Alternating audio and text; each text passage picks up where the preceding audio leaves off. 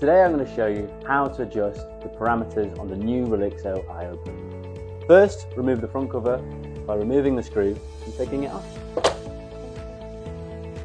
To enter the parameter settings menu, press the set button. P0 will flash to indicate that this is the parameter you are adjusting. To work your way through to the parameter you'd like to adjust, press set and work your way back.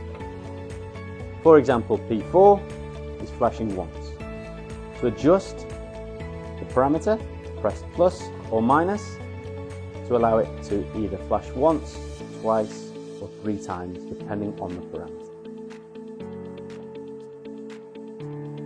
To exit the parameter setting menu, press and hold the set button for 2 seconds.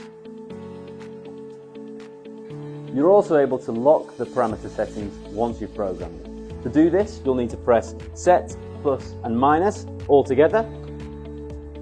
You'll do this for 5 seconds and they'll flash 5 times.